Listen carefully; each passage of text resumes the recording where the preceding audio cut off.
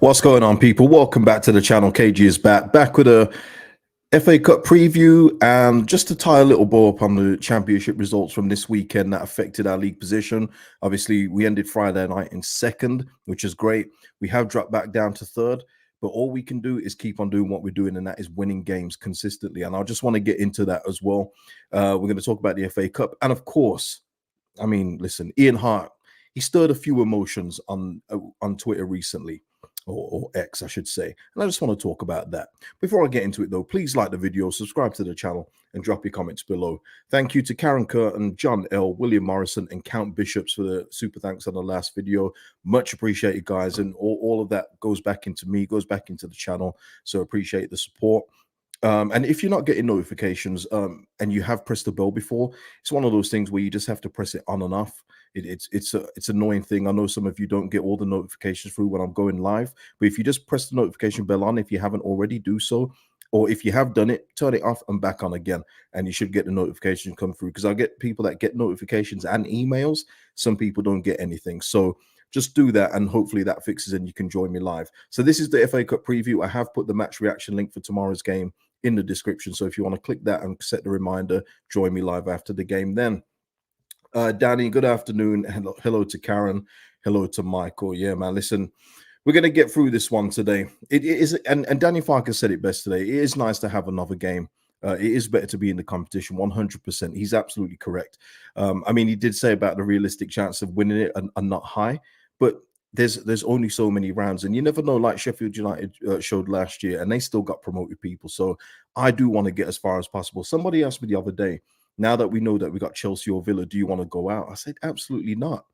And I don't think a loss would do anybody any good. I think it's good to keep the momentum up. And Daniel FARKE pretty much said that today. But just before I get into that, the results on the weekend, Southampton just, obviously can't be beaten by anyone. Okay, so we're gonna have to just accept that they're just gonna keep winning until they rack up to Ellen Road, of course. But look, Southampton, they get a routine win against Rotherham. I fully expect us to do that. I don't think it's a spoiler to say that I expect us to win at home against Rotherham this weekend, but we'll preview that later.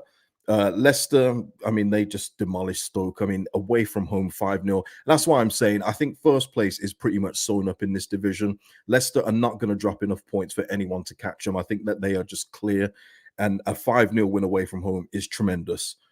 But this is the one. Obviously, we saw Preston beat Ipswich, which was nice to see. I just wanted to just point out something, and a couple of you messaged me already, but yeah, listen, I just say this: Kiefer Moore didn't even start the game, came on and gave Ipswich Town 2 goals. And that's what I was talking about with the Kiefer Moore effect in this league. He's just a good operator at this level. So I'm not saying I'm proven right because it's one game. He could go scoreless for the rest, but I doubt that's going to happen. He's so handy. But Ipswich find themselves on a bit of a slide. I don't think we still need to watch out for Ipswich because they are only a point behind us. They're only a point behind us, so it's not like we're clear. But what it is now is that they've got a couple of new players that they've brought in that maybe can give them a new impetus going forward. But they haven't won. I think they've won 1 in 8 games. But that just shows you how tight it is. Southampton on this mega unbeaten run, they're only a point ahead of us. So, and how nice is that to see, by the way? This is what I've been asking for. This is what I've been begging for, and we've delivered 5 wins in a row. Keep that going. Keep that going. And we will get to the destination that we want to get to. That's all I'll say. Paul here saying 100% KG, you don't understand fans' mindset towards the FA Cup. Be a good test if we go through it. And to be honest, I hope we get Chelsea. You think we could beat them? They ain't that good.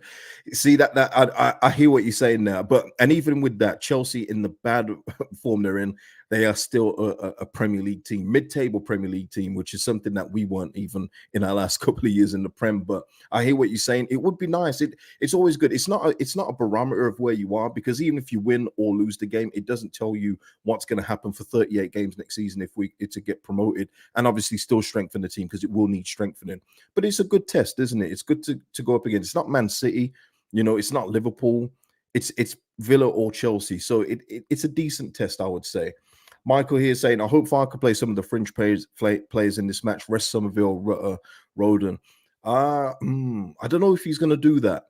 I don't know if he's going to do that, but I think he will rotate a little, but he did say about Willie Gnonto, and I just want to bring this in and listen. I could look at that 5 win in a row thing all day long, but we must move on. But this was after the game for Willie Gnonto, and he pretty much repeated it today. So FARKE on Gnonto, he was in regards to his match winner. I was hoping it would be like this. I'm happy and delighted for him. In recent week, he was there with good work. A goal or assist was missing, and he's there with a crucial goal. I'm delighted, and he basically repeated that today, and he's correct. And I've said it already with Willie Gnonto. He's been very unlucky not to get goal involvements or build up to goals. He's been very unlucky. He's been very unlucky not to win 2 penalties at least. So it was nice to see him get the goal. And Danny FARKE pretty much said he's going to keep his momentum up and start him in this game. So Willie Gnonto, I think, will, according to FARKE today, will start the game, which is a good thing. He's going to play, Shackleton. I mean, let me just get this up here. Let me make it bigger. Jamie Shackleton, a major doubt. Also adds, we will look after Jamie when asked about if he wants to keep him beyond his contract runs out this summer. And obviously Strauch and Dan James are out for this one, people. And he did say this: we have a chance to go into the last 16 teams. We have a chance to win this cup. We're up against a really good team in Plymouth. We have to be on it. And yeah, but this is the thing I wanted to, we recently saw Ian Pervader leave the club. Shackleton, this is the game. This is the game. If Shackleton was going to play, it's this one here. And again, he's unavailable. He's unavailable yet again. No, there's no talking about look after Jamie. I think it's going to be more of we'll try and help him look for a new club. There is no chance Jamie Shackleton gets his contract renewed here. Not if this club is serious. I know he mentioned that he's versatile and everything else like that. But what's the point if you're not available? He's had multiple injuries this season: legs, his glutes. Now he's got an illness. I know you can't help being ill, as you've seen me on here many times. But he's just not available, people. So yeah. Shackleton, yeah, allow it, man. Allow it. He needs to follow the Pervader route and go elsewhere. Philip is saying, hi, KJ. I think FARKE is really going to go for it in the cup. I think he will tomorrow. I think he's going to go strong as well. Andy here saying it's about time a team outside the Prem won the FA Cup. Why can't there be us? Why not, Andy? Why not? It's obviously a long shot for Sheffield United last year when they've come up against Man City. But man, who knows? Keep the dream alive. I mean, it's unlikely, realistically speaking, but you're right. One time there will be. Leicester were an anomaly winning the league, weren't they? We're not going to probably see that happen again for some time. Someone's got to be an anomaly sometimes. That's why anomalies exist. So why not? Direct. Are they playing rugby in training considering the amount of injuries they get? I don't know, man. I think we're doing okay with injuries so far, Direct. I think this is probably one of the best times that we've had with lack of injuries overall. I'm just trying to think who's actually out. And all it is Dan James, who is injured in the game, and Pascal, who's had this ongoing thing, isn't it? So apart from that, I mean, Liam Cooper is Liam Cooper broken down. Shackleton is Shackleton. So when you talk about injury-prone players, I think that's on a different level compared to your regular starters. I mean, everyone's been pretty much fit. Roden, Ampadu, these guys are playing week after week. Kamara, Archie Gray's had a couple niggles, but he's been consistently playing. Yeah, I think we're doing well with injuries, in all fairness. So yeah, I mean that is it. We're concentrating on the cup there. And I just want to share this as well, what the Leeds United feed said. It's better to have this game than be out, and that is 100% correct. We want to go through to the next round. We have to be fully focused. I'm a deep believer in cup competition. They bring some big nights, but we won't risk anyone. Great. Love it. Love it. So yeah, let's go for a score predictions. Let's just get that out of the way, shall we? I'm gonna go away from home. Plymouth. They'll be up for it. It's Leeds United, and plus there's a Premier League tie to, for the victor. I'm gonna go 2-1. 2-1. No, you know what? I'm gonna go 1-0. 1-0. Let's go 1-0. That's the only thing. I put up the table before. The only thing is, if we could get a few more score lines, a bit more convincing score lines, that would be nice. But you know what I would do, people, at this point? I would take 1-0 to the end of the season. Legitimately, I would. Okay. Lord Sugaraf saying 5-1 Leeds. Paul saying 2-1. Plymouth do score a few goals at home, yep. But we keep a lot of clean sheets on that counter. We keep a lot of clean sheets. Chris is saying there we should risk Joseph for a full game. He may be surprised. Yeah, no problems. I think Peru, if anyone's going to come in, it will probably be Peru, and then Joseph maybe a 80-minute sub. You know how it goes. Danny here saying 2-1 Plymouth for me only because I don't want injuries. I mean, what, Danny? That's got nothing to do with the game. So we could win the game 1-0, come out with 3 injuries, or lose 2-1 and have no injuries. I don't get that. That makes no sense. 2-1, we will concede again. Oh, against Plymouth. Yeah, okay. Philip saying 3-2 to Leeds. Karen saying 2-1. Andy saying 3-1. Yeah.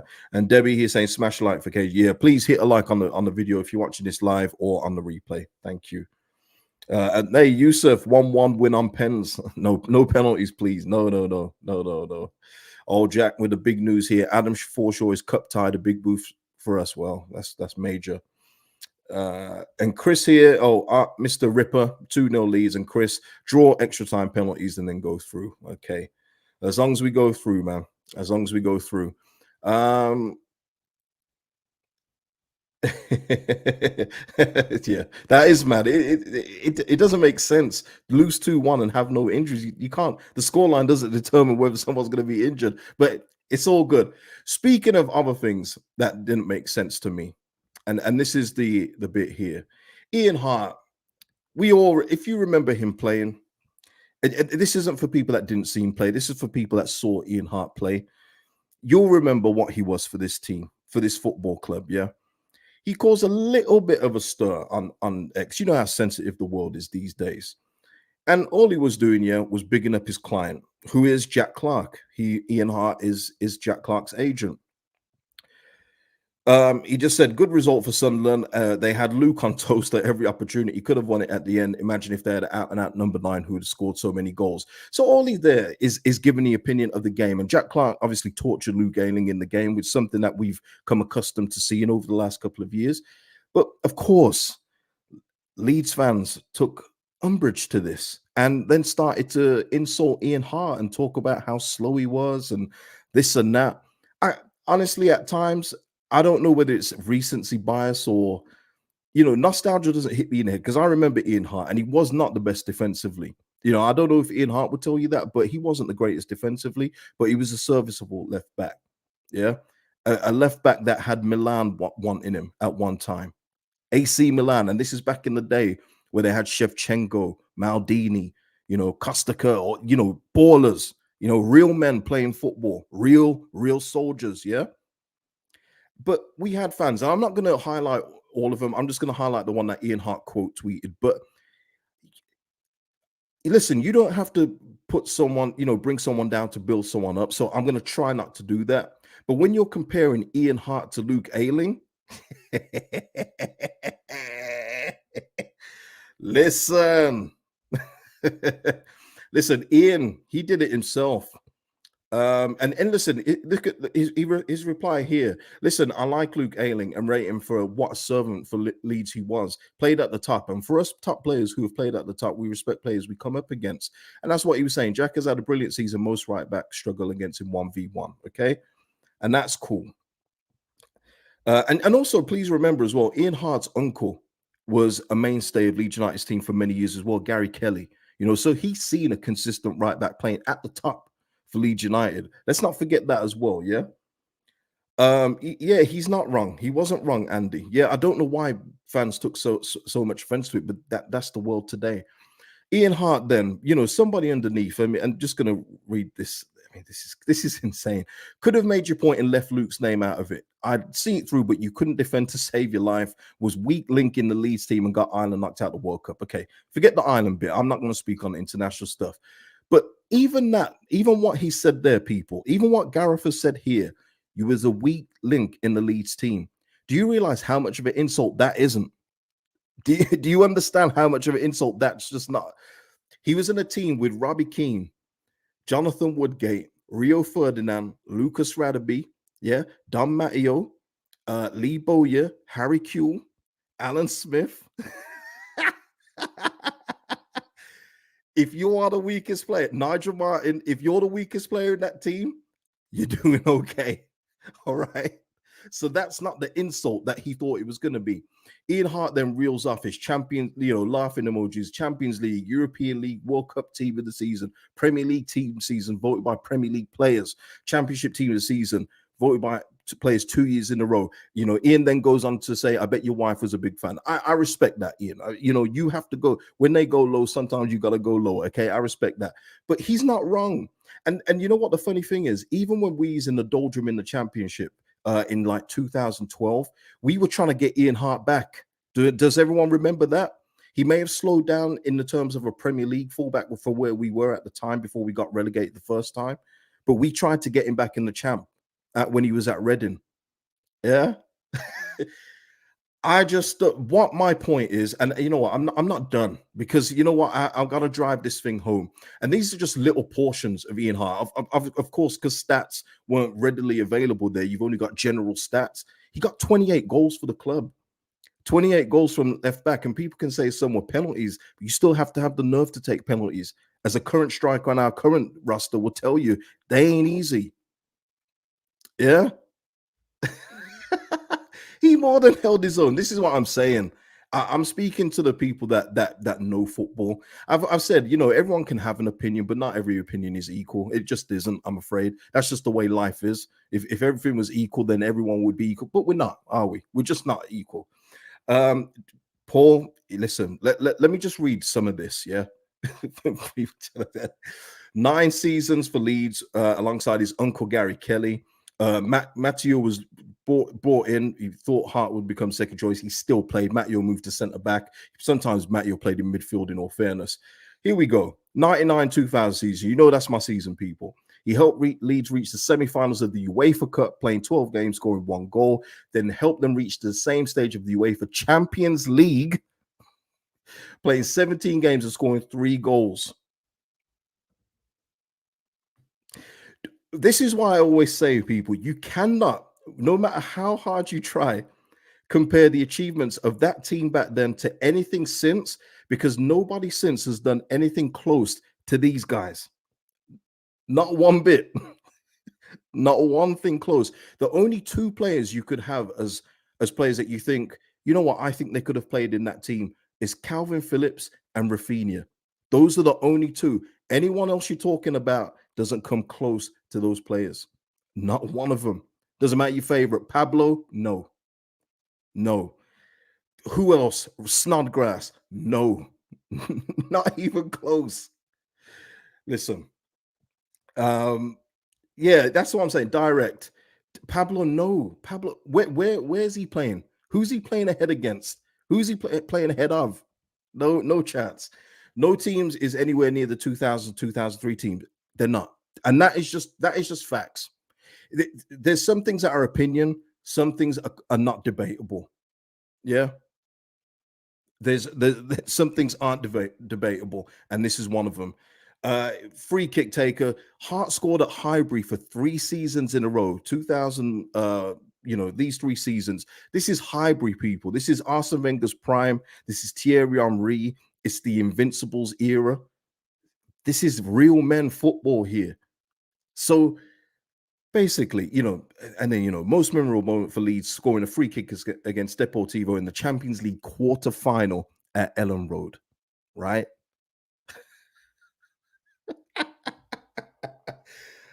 Listen, I don't have to say anything. The facts speak for themselves in these things. So when you're doing your recency bias thing, and because you think Luke is such a great guy, trying to tear Ian Harte down in order to make Luke Ayling seem better than he is, that's just not the move to go. It's just not. And I'll say he scored 28 goals. I don't even know how many assists Ian Harte registered for Leeds United. Don't even know. But it's a lot. It's a lot of them. And listen, and this is fair, and this is where I take it on board. Lord Sheargraph, I go back to the 60s team. So the Illyri team isn't even the best I've seen. And I accept that because they won stuff. They actually won hardware. This team didn't. They came close. They didn't actually win anything, but they got far. But this is what I'm trying to say. I won't argue against Lord Sheargraph because they won trophies. And it is as simple as that. It really is as simple as that. Yeah, exactly, Martin. And I hear that, and I fully take that on board. But I will always ride for this era against anything since, because we got nothing to compare it against. A ninth place finish in the Prem, that's cute. But this team here finished third, fourth. O'Leary got sacked because he finished fifth. That was the standard. That's the standard. Not ninth in a season, by the way, with no fans.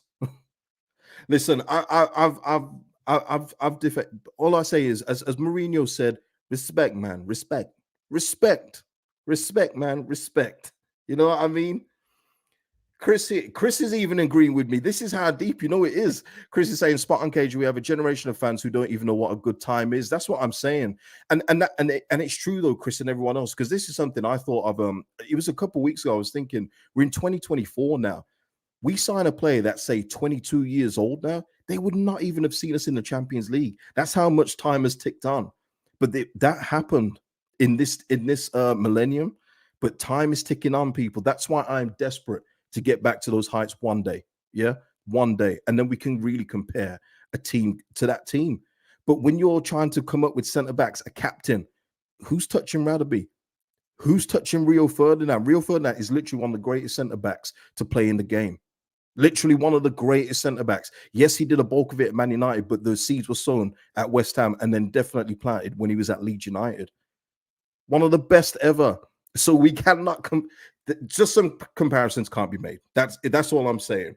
Yeah, exactly, Yusuf. I agree. How can they compare? And those free kicks are on another level. And I'm talking about Arsenal here. I'm talking about Deportivo, but I'm also talking about in game breakers when we're struggling to break down teams. And then Ian Harte comes up with a free kick, beats like Derby County 1-0 and stuff like that.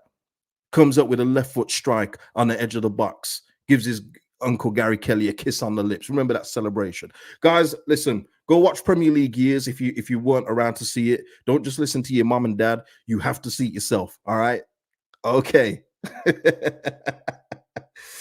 David here, Radaby wasn't bad in goal either. Yeah, classic. Oh my days. That's what I'm saying. We had players there. I'm not just talking about Ian Harte here, that were linked with the biggest clubs in Europe. I mean, look, Radaby said no to Fergie. Radaby could have had some medals in his collection right now, but he stayed at Leeds, you know, and we almost got, what was it going to be like? Something like 5 or 8 million. I can't remember the fee, but we had players that were legitimately linked to the best teams in the world.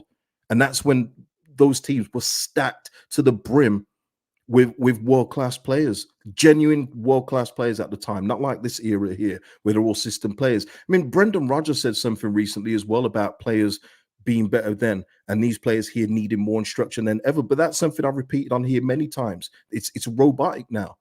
It's robotic these days. They don't have it like they did back in the day, where Brendan said they take care of things on the pitch in the day, whereas now they always look to the sideline for guidance. Yeah.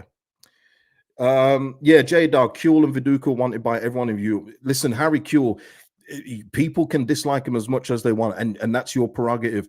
But there is not a player better, naturally gifted than Harry Kuehl since he left the club. Rafinha is probably the closest, but Kuehl's on another level. out of nowhere, Kuehl would do a shimmy, a turn, take out 3 players, and provide an assist or score a goal consistently when he wasn't hurt. He was unbelievable. Unbelievable. Yes, it's forgotten by many people, not forgotten by me, because I want someone who's better than Harry Kuehl, but ain't happened yet. Absolute baller, man. Yeah, it is direct creativity coach out the plays. It's all about running stats. You see now, it's all heat maps and everything else. Creativity's out the window these days. But yeah, listen, this was the era of real ballers. Go across Europe. Nedved in Juventus midfield, Rui Costa, who's at Fiorentina at one point. Oh, listen, guys, let me not go back. Let me not go back. Let me because I can do this all day long, and we got to get out of here. I think we got to get out of it. Danny, this is just easy facts. We haven't had a box-to-box midfielder since Lee Bowyer. No, we've had a couple, but no one's on that level. And even Lee Bowyer played on the left, right. He's all over the place. Scored 55 goals for this football club from midfield. Yeah, we ain't doing comparisons to from the Champions League days to now. It's just not a comparison. So listen, I can do this all day long, but I just wanted to say, Ian Harte, you have my respect. But anyway, Please, I'm going to go now, and we'll be back tomorrow after the game against Plymouth. Hopefully, we're through to the next round, and we'll find out who we're playing. Is it Chelsea or Villa? Yeah, we'll find out who we're playing at whenever they play. But yeah. Before we go, Lord Sheargraph, would Matt Letizia get a Prem game in these times? He wouldn't, Lord Sheargraph. And this is another one. Listen, Matt Letizia, again, this is another one where you have to separate whatever he says now, even if you disagree with it. These are facts. These are facts coming up with Matt Letizia. He scored over 100 goals for a poor Southampton team. He literally retires and they get relegated the next year. He was the glue in that team. Now, these days, they wouldn't play him. He doesn't run about enough. He looks lazy. Are you kidding me? Matt Letizia? He basically had the goal of the month competition all by himself. But yeah, it's a different era these days. They see his heat map and see he's just here and say he doesn't do enough. But Matt Letizia was legitimately, he wasn't the quickest, but his touches, you couldn't get the ball off him. Oi. Yeah. Mark Overmars. That's what I'm saying. It's a different era these days. You can barely name 5 world-class left backs these days. Back in the day, there were plenty. It's the same with every other position. Strikers, you had your spoils. Look, you know what? This is becoming the History Channel. I didn't want to do that. I didn't want to do this, but it's true. It's true. But yeah, on that note, people, it is. Sometimes you gotta have a little nostalgia, David. Sometimes. It's Ian Harte that did that. Anyway, listen, people, peace out, and I'll see you tomorrow. Enjoy.